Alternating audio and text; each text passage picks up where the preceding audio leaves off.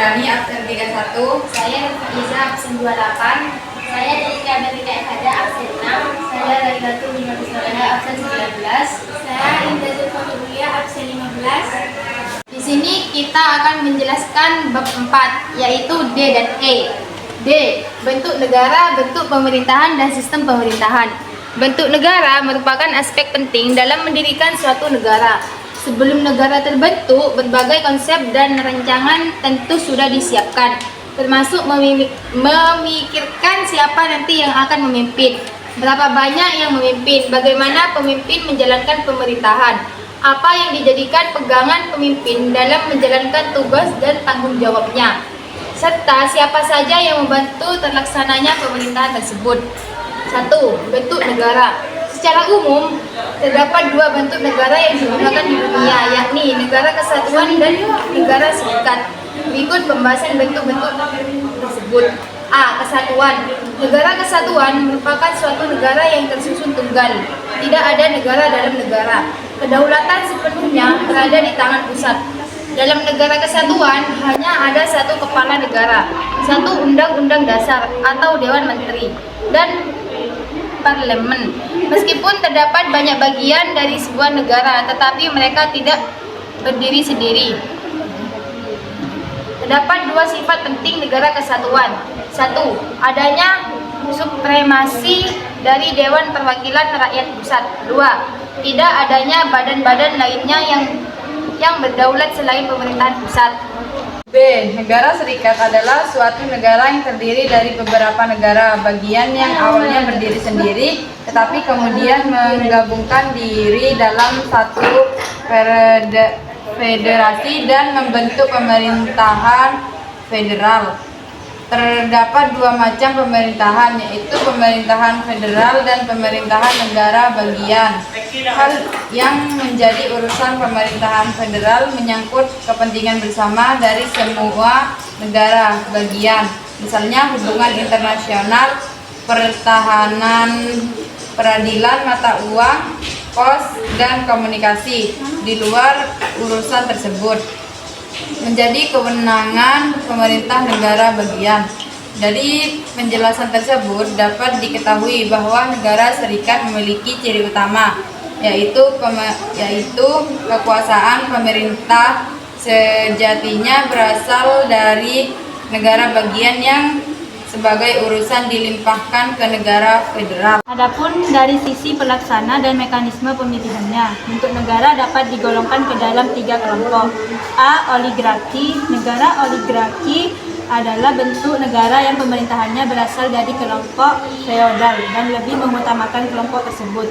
Bentuk negara oligarki saat ini jarang digunakan dan sudah mulai ditinggalkan. B. Monarki. Negara monarki atau kerajaan adalah bentuk negara yang urusan pemerintahannya hanya dilakukan oleh satu orang. Dalam hal ini, hak dalam pemerintahan negara dijalankan oleh satu orang yang ditunjuk tanpa ada yang bisa mengganggu gugat. C. Demokrasi. Negara demokrasi adalah bentuk negara yang pemerintahannya sepenuhnya berada di tangan rakyat. Artinya kekuasaan tertinggi di tangan rakyat. Demokrasi merupakan pemerintahan dari rakyat, oleh rakyat dan untuk rakyat. 2. Bentuk pemerintahan. Bentuk pemerintahan ditentukan oleh cara pendistribusian kekuasaan negara. Jika kekuasaan bersifat sentralistis, maka bentuk pemerintahannya adalah monarki. Jika kekuasaan tersebar atau dibagi atau desentralistis, maka bentuk pemerintahannya adalah republik. A. Republik. Republik berasal dari kata respublika yang berarti kepentingan umum. Pemerintahan republik diselenggarakan oleh dan untuk rakyat. Ciri-ciri republik: kekuasaan tidak terpusat pada satu orang, tetapi dibagi ke beberapa lembaga negara. 2. Bersifat demokratis. 3. Rakyat terlibat aktif dalam pemerintahan melalui pemilu, partai politik, referendum, dan lembaga perwakilan. Rakyat adalah subjek pelaku dalam kehidupan bernegara, bukan hanya penonton. Kekuasaan dibatasi oleh hukum dan konstitusi. Pemerintahan bertujuan untuk kepentingan umum. B. Monarki. Monarki berasal dari kata monos, satu, atau arkein, memerintah, artinya pemerintahan oleh satu orang, raja. Ciri-ciri monarki: negara dipimpin oleh seorang raja. Kekuasaan terpusat pada raja dan bersifat mutlak. Raja dianggap sebagai wakil Tuhan atau doktrin divinity of the king. Jabatan kepala negara diwariskan secara turun-menurun. Masa jabatan raja tidak dibatasi waktu, bisa seumur hidup. Rakyat tidak ikut menentukan kepala negara. Rakyat tidak memiliki hak menuntut pertanggungjawaban raja. Pada awalnya, raja dalam monarki absolut memiliki kekuasaan mutlak. Namun, seiring perkembangan zaman, kekuasaan raja semakin dibatasi. Cabang kekuasaan pertama yang memisahkan diri dari raja adalah kekuasaan kehakiman atau peradilan, karena urusan hukum memerlukan pengetahuan khusus yang tidak selalu dimiliki raja. Untuk melindungi hak rakyat dibutuhkan konstitusi atau undang-undang dasar yang membatasi kekuasaan penguasa. Dari pemikiran ini lahirlah negara konstitusional, di mana kekuasaan raja tidak lagi mutlak, melainkan dibatasi oleh konstitusi. Salah satu contohnya adalah monarki konstitusional seperti Swedia. Selanjutnya berkembang monarki parlementer, yaitu bentuk pemerintahan di mana raja tidak lagi memiliki kekuasaan politik dan hanya menjadi simbol persatuan negara. Kekuasaan eksekutif dijalankan oleh kabinet yang dipimpin Perdana Menteri dan bertanggung jawab kepada parlemen. Dalam monarki parlementer, parlemen memegang kekuasaan tertinggi sebagai pelaksana kedaulatan rakyat. Parlemen berhak mengangkat dan memberhentikan kabinet kapan saja, sehingga kabinet tidak memiliki masa jabatan tetap. Contoh negara monarki parlementer adalah Malaysia, Inggris, Belgia, dan Swedia. 3. Sistem pemerintahan. A. Sistem pemerintahan presidensial. Sidang Panitia Persiapan Kemerdekaan Indonesia PPKI pada 18 Agustus 1945 yang menetapkan bahwa Indonesia menganut sistem pemerintahan presidensial. Dalam sistem presidensial, kepala negara sekaligus kepala pemerintahan dipegang oleh presiden. Presiden berwenang menunjuk para menteri sebagai pembantunya untuk memimpin kementerian dan para menteri bertanggung jawab langsung kepada presiden, bukan kepada parlemen. Salah satu contoh negara yang menerapkan sistem presidensial adalah Amerika Serikat. Sistem presidensial di Amerika Serikat menerapkan pemisahan kekuasaan trias politika, yaitu kekuasaan legislatif, eksekutif, dan yudikatif yang terpisah dan saling mengawasi melalui mekanisme checks and balances. Kongres memiliki wewenang membuat undang-undang, presiden memiliki hak veto, dan kekuasaan kehakiman dijalankan oleh Mahkamah Agung. Presiden dan menteri bertanggung jawab langsung kepada rakyat. Berbeda dengan Amerika Serikat, Indonesia menerapkan sistem presidensial dengan pembagian kekuasaan di mana ketiga lembaga negara tidak sepenuhnya terpisah, tetapi saling berkaitan dan bekerja sama dalam menjalankan pemerintahan.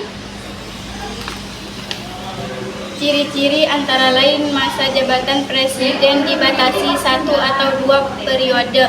Presiden dan wakil presiden bertanggung jawab kepada rakyat, bukan kepada parlemen. Presiden dan wakil presiden dipilih langsung oleh rakyat serta tidak tunduk pada parlemen.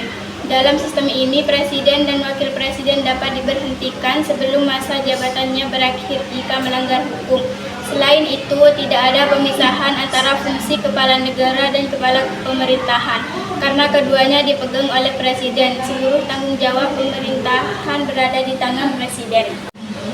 B. Sistem pemerintahan parlementer. Sistem pemerintahan parlementer sesuai gambar, parlemen memegang peranan penting dalam pemerintahan.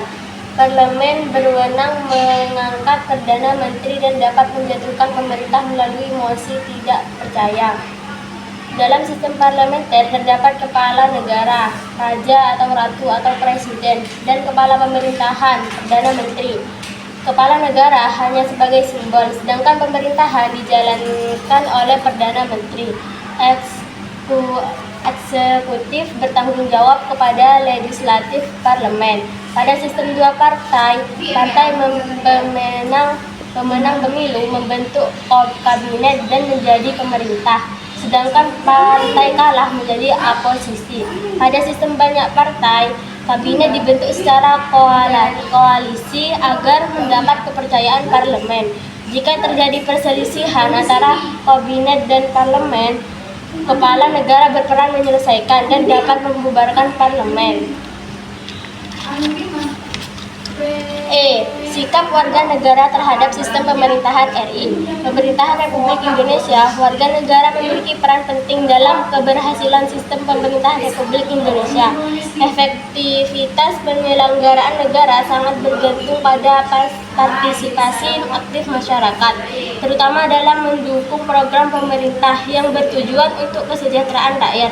Sistem pemerintah Indonesia berdasarkan UUD RI NRI tahun 1945 hasil amandemen keempat adalah sistem presidensial yang pelaksanaannya dimulai melalui pemilu untuk memilih presiden, wakil presiden, serta lembaga legislatif. Sistem pemerintahan yang baru bertujuan memperbaiki kelemahan sistem lama agar kesalahan masa lalu tidak terulang. Oleh karena itu, sikap yang harus ditunjukkan warga negara adalah mendukung kebijakan pro-rakyat, berpartisipasi dalam demokrasi, memberi kritik dan saran yang membangun, melakukan kontrol sosial terhadap kebijakan pemerintah, serta menjadi warga negara yang baik dan agen perubahan. Oke, sekian presentasi dari kelompok kami. Apakah ada yang mau ditanyakan? Izin pertanyaan saya Siti dari kelompok 1. Mengapa Indonesia disebut sebagai negara kesatuan? Izin menjawab pertanyaan dari Cindy. Indonesia disebut sebagai warga negara kesatuan karena seluruh wilayah Indonesia berada dalam satu pemerintahan pusat yang memegang kekuasaan tertinggi. Pemerintah daerah seperti provinsi dan kabupaten tetap berada di bawah pemerintah pusat dan tidak berdiri sendiri sebagai negara. Hal ini ditegaskan dalam pasal 1 ayat 1 UUD 1945 yang menyatakan bahwa Indonesia adalah negara kesatuan yang berbentuk republik.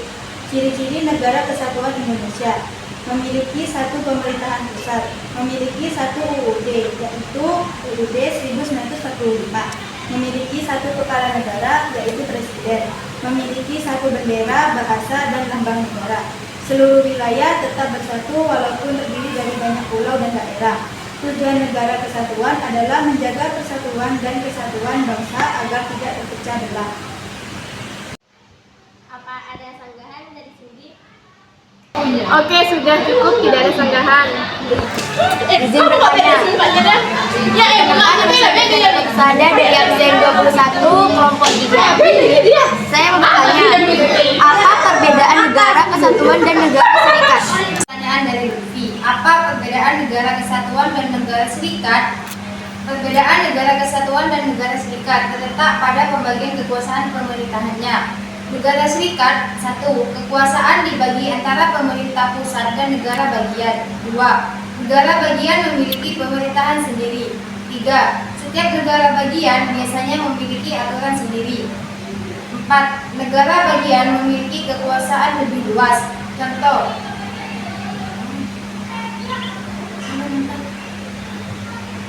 Negara kesatuan, kekuasaan tertinggi berada pada pemerintahan pusat. 2. Daerah hanya menjalankan tugas dari pusat. 3. Memiliki satu UUD dan satu kepala negara. 4. Pemerintahan daerah tidak berdaulat. Contohnya Indonesia. jadi negara kesatuan lebih terpusat, sedangkan negara serikat membagi kekuasaan dengan negara-negara bagian.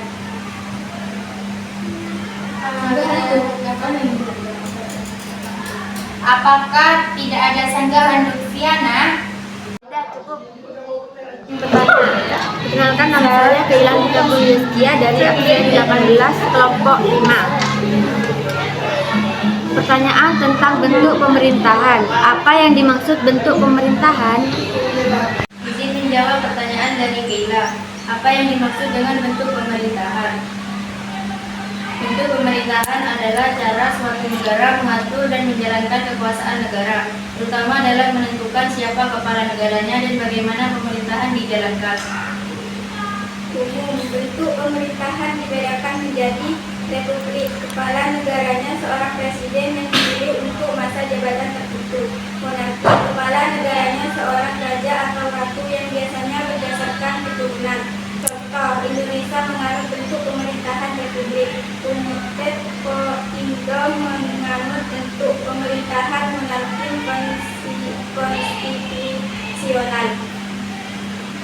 Apakah Sheila ada sanggahan?